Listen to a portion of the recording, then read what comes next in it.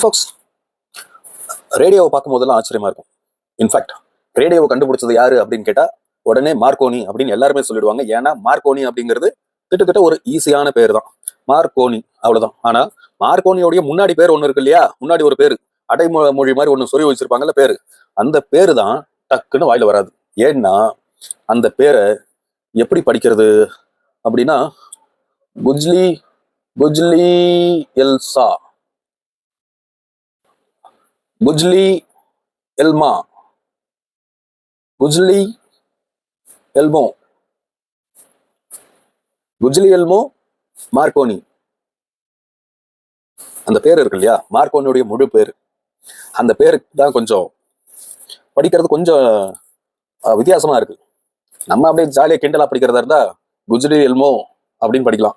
ஆனா அதை எப்படி படிக்கணும்னா குக்லில்மோ, குக்லில்மோ மார்க்கோனி அப்படிதான் படிக்கணும்னு நினைக்கிறேன். சரி, அவரை விடுங்க, மார்க்கோனியை விடுங்க. அவர் ரேடியோவை கண்டுபிடிச்சாருன்ட்டு நம்ம நினைச்சிட்டு இருக்கோம், அது கிடையாது.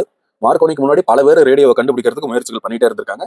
லாஸ்டா மார்க்கோனி பேட்டன் ரைட்ஸ் வாங்கிட்டாரு. எப்படி ஒரு சுதந்திரம் கிடைக்கும் போது ஒரு ஆளு நான் தானா போய் அரெஸ்ட் ஆயிட்டு என்னை கைது பண்ணுங்க அப்படின்ட்டு அவர் தான் சுதந்திரத்தை வாங்கி கொடுத்த மாதிரி காலங்காலமா நம்பப்படுதோ அந்த நாட்டுக்கு,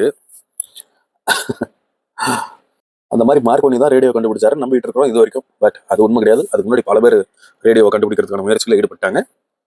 சரி, அதை விட்டுருவோம், இந்த விஷயத்தெல்லாம் விட்டுருவோம். ஸோ இப்போ நீங்க பார்த்துட்டு இருக்கிறது தான் நேஷனல் கம்பெனியோடைய TR 1400E அப்படிங்கிற ஒரு மாடல். இது ஒரு 3-in-1 tape recorder plus TV plus radio. So இந்த பாருங்களேன் எவ்வளவு அற்புதமா இருக்கு. இந்த டிவைஸ் பார்க்கும் போதேவும் எவ்வளவு ஆசையா இருக்கு. பார்த்தாலே எப்படிதான் இது அப்படின்னு நான் கேட்குற அளவுக்கு ரொம்ப ஆச்சரியமா இருக்கு. இந்த டிவைஸ் பார்க்கும் போதே ஒரு என்ன சொல்றது, ஒரு ஆச்சரியமா ஒரு அதிசயமா இருக்கு.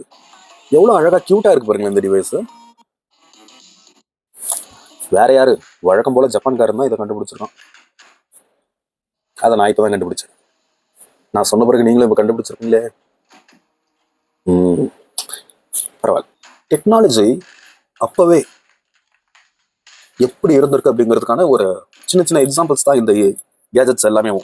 ஸோ இன்னைக்கு நம்ம எல்லாமே ஒரே ஒரு மொபைலுக்குள்ள radio, FM, MP3 player, video player, இன்னும் ஃபோன், கால்குலேட்டர், வாட்ச், கேமரா, இப்படி எல்லாமே ஒரு மொபைலுக்குள்ள இருந்தாலும் எதுவுமே இன்ட்ரெஸ்டிங்கா இல்லை. மொபைலை வச்சுட்டு இருக்கிறது இன்ட்ரெஸ்டிங்கா இல்லை. அது ஜஸ்ட் லைக் தட் அப்படின்னு தான் இருக்கு. ஆனா அந்த காலத்துல 1980s ஒரு பெரிய எரா, அதாவது ஒரு பெரிய காலம், எலக்ட்ரானிக் பூமான காலம்னு கூட சொல்லலாம். பட் எலக்ட்ரானிக் டிவைசஸ் எல்லாமே 1700கள்ல இருந்தே கண்டுபிடிக்க ஆரம்பிச்சிருக்காங்க. அதாவது அந்த ஸ்டார்டிங் ப்ராசஸ் 1700 காலகட்டங்கள்ல இருந்து ஒண்ணா, அதாவது ஒரு ஃபர்ஸ்ட் ரேடியோவாகட்டும், டிவி. அன்னைக்கு நேற்று முந்தின நாள் ஒரு வீடியோ போட்டிருக்க பாருங்க, 1960 போர்ட்டபிள் டிவி. இவ்வளவுதான் இருக்கு போர்ட்டபிள் டிவி, CRT டிவி. அதுல ஒரு ஆண்டனா. அப்போ அந்த அனலாக் சிக்னல்ஸ் அதெல்லாம் எப்படி அவங்க கண்டுபிடிச்சிருப்பாங்க?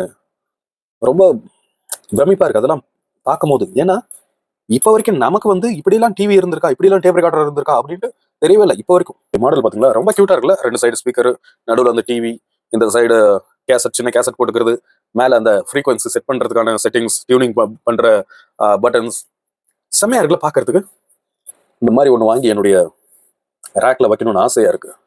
பட் கிடைக்கணும்னா வேணும். வந்ததும் வாங்கணும். மறக்காம சப்ஸ்கிரைப் பண்ணிட்டு கொஞ்சம் வியூஸ் கொடுத்தீங்கன்னா ஏதாவது வாங்கி வைக்கலாம். எல்லாம் உங்க கையில தான் இருக்கு. பாருங்களேன், 200 வருஷமா வெள்ளைக்காரன் இங்க ஆட்சி செஞ்சான் அப்படின்றாங்க. அதையே சொல்லி மண்டையில கடுப்பேத்திட்டு இருக்காங்க இந்த பொலிட்டீஷியன்ஸ். எல்லா பொலிட்டீஷியன்ஸும் ஏன் இன்னும் பாட புஸ்தகத்துல கூட இதை தான் போட்டிருக்கானே தவிர, ஆனா இந்த வெள்ளைக்காரனுங்க கொண்டு வந்த டெக்னாலஜி, நிறைய சின்ன சின்ன பொருள், எலக்ட்ரானிக் பொருள்ல இருந்து நிறைய கேஜெட்ஸ், நிறைய அது எதுவுமே இங்க இல்லை. அவன் போகும்போது அதெல்லாம் எடுத்துட்டு போயிட்டான். இன்ஃபேக்ட் இந்த ட்ரெயின் அண்ட் அதர் இந்த பில்டிங்ஸ் இதெல்லாம் கொண்டு போக முடியாதனால அவன் விட்டுட்டு போயிட்டான். அதனால இன்னும் இங்க இருக்கு. சப்போஸ் அவன் ட்ரெயின் தண்டவாளத்தை எல்லாத்தையும் பிச்சு போட்டுட்டு ட்ரெயின் எல்லாத்தையும் உடைச்சிட்டு போயிருந்தான்னு வச்சுக்கோங்க, நமக்கு அது கூட இருக்காது. ஆனா இவங்க இத்தனை வருஷமா இந்த கட்சிகள், ஏகப்பட்ட கட்சிகள், தலைவர்கள்ன்ட்டு இத்தனை பேர் இருந்திருக்கிறாங்க. மாத்தி மாத்தி மாத்தி ஆட்சிக்கு வந்துட்டு தான் இருக்காங்க. ஆனா எந்த ஒரு டெக்னாலஜியும் ஏற்கனவே அவங்க வச்சிருந்திருப்பாங்க. கூடயே இவனுங்களும் கூட தான் இருந்தானுங்க, பார்ட்டி பண்ணானுங்க, கும்மாலம் அடிச்சானுங்க. நிறைய போட்டோஸ் இருக்கு அதுக்கெல்லாம். இந்த பீரியாடிக் போட்டோஸ் எல்லாம் பாத்தீங்கன்னா தெரியும். ராஜாக்கள் காலங்கள்ல இருந்து ஏன் ராஜாக்களே வந்து வெளிநாடுகளுக்கு போகும்போது ரேடியோ செய்ய சொல்லி கேட்பாங்களாம். அப்போ அந்த ரேடியோ செய்யற ஆளுங்க இருக்காங்க இல்லையா வெளிநாடுகள்ல, வெளிநாடு போகும்போது ராஜாக்கள் வெளிநாடு போகும்போது இவங்க என்ன பண்றது, அந்த எனக்கு வந்து ரேடியோ அவங்களுக்கு ஆக்சுவலா ஒரு ரேடியோ ஒரு வருஷத்துக்கே ஒரு ரேடியோ ஆர்டர் கிடைக்கிறதே பெரிய விஷயமா இருக்குமா அந்த ரேடியோ செய்யறவங்களுக்கு. ஆனா நம்ம ராஜாக்கள் போயிட்டு 4 ரேடியோ 5 ரேடியோ ஆர்டர் கொடுப்பாங்களாம். அதுவும் எனக்கு வந்து இதெல்லாம் தங்கத்துல வேணும் அப்படின்னு சொல்லி கொடுப்பாங்க. அப்போ அந்த வெளிநாட்டுக்காரங்க அவனுங்க வந்து ரேடியோ செய்யறவனுங்க அப்படியே பிரமிச்சு போயிடுவாங்களாம். என்னடா இவ்வளவு அசால்ட்டா கேட்கறானுங்க, அதுவும் 5 ரேடியோ கேட்கறான், அதுவும் கோல்டுல கேட்கறாங்க. அப்ப இந்தியா எவ்வளவு ஒரு வெல்த்தியா இருக்கு இன்னும் அப்படின்ற அளவுக்கு இருந்திருக்கிறாங்க. வசதிகள்லாம் நிறைய இருந்திருக்கு. ஆனா டெக்னாலஜின்ட்டு எதையும் அடாப்ட் பண்ணலன்னா அதுக்கான ராஜாக்கள் காலத்துல இருந்தேவும் பல ராஜாக்கள் காலம் கூட பரவாயில்ல, அவங்க கூட டெக்னாலஜி வந்து முயற்சி பண்ணியிருக்காங்க. ஏன் இன்னும் சொல்ல போனா இந்த ஊமத்துறை அவங்க எல்லாம் வந்து அந்த கேள்விப்பட்டிருக்கேன், கோட்டையில வந்து பீரங்கி இருக்காதான், பட் பீரங்கி மாதிரி இந்த பனை மரத்தெல்லாம் கோட்டையில வச்சு பீரங்கி மாதிரி ஒரு பாவலை காமிச்சு எதிரிகளை துரத்திருக்காங்க.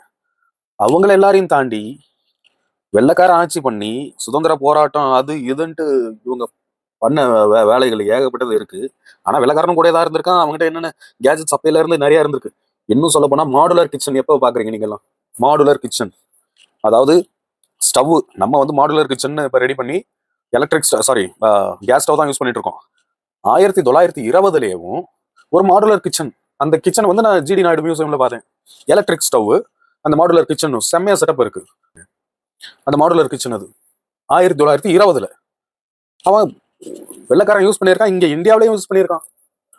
அப்ப அதெல்லாம் இருக்கும் போதேவும் நம்ம ஆளுங்க ஒருத்தரை இவங்க மேலே வர்றதுக்கு, தலைமை பொறுப்புக்கு வர்றதுக்கு அடுத்தவங்களை தாக்கி அவன் இவனை தாக்கி அப்படி இவனுக்குள்ளேயே பண்ணிட்டு அரசியல் பண்ணிக்கிட்டுன்னு என்ன, அது ஒரு கீழ்த்தரமான அரசியலா தான் நான் பாக்குறேன்.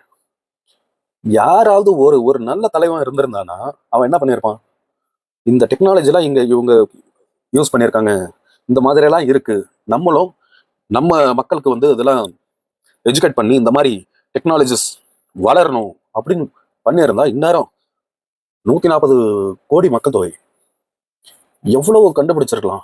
ஆனா இப்ப வரைக்கும் நிறைய பேர் இருக்காங்க, நிறைய பேர் கண்டுபிடிச்சிருக்காங்க, நிறைய விஷயங்கள் கண்டுபிடிச்சிருக்காங்க. கோயம்புத்தூர்ல இருந்து, சென்னையில இருந்து ஒருத்தர்லாம் அவர் கண்டுபிடிப்புகள் வந்து அங்கீகாரம் கிடைக்கலன்ட்டு சென்னையில அந்த பேட்டன்ட் ஆஃபீஸ் இருக்கும் இல்லையா, அங்க அவருக்கு அந்த அங்கீகாரம் கிடைக்கல.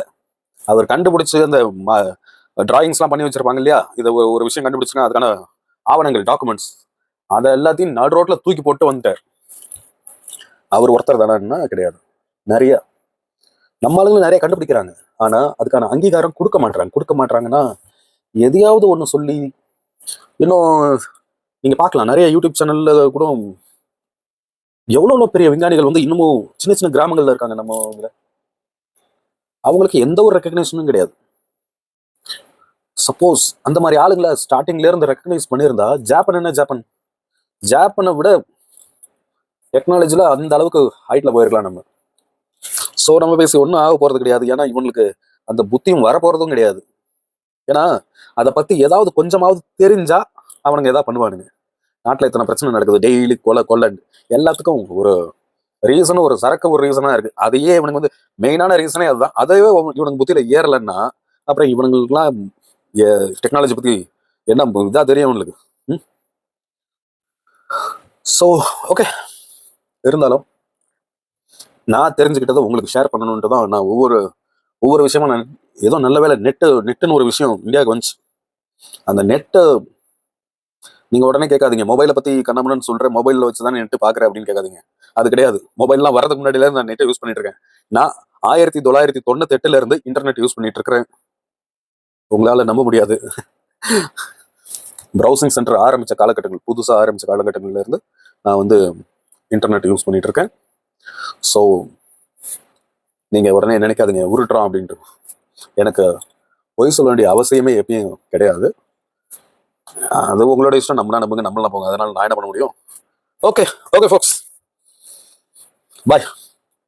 நிறைய பேர் வீடியோ பார்க்குறீங்க, ஷார்ட்ஸ் வீடியோ தான் நிறைய பேர் பார்க்குறாங்க. பெரிய வீடியோ யாரும் அவ்வளோ பார்க்கறதில்ல. எனக்கு சப்ஸ்கிரைபர்ஸும் கொஞ்சம் கொஞ்சமாக தான் கம்மியாக தான் இருக்காங்க. ஓகே, ஏதோ 1-2 பேர் பார்க்குறீங்க. இந்த பார்க்குறவங்க ஒரு பேர் பிடிச்சிருந்தா, வீடியோ பிடிச்சிருந்தா மட்டும் லைக் போடுங்க. சேனல் பிடிச்சாலும் சப்ஸ்கிரைப் பண்ணுங்க. ஓகே ஃபோக்ஸ், பாய்.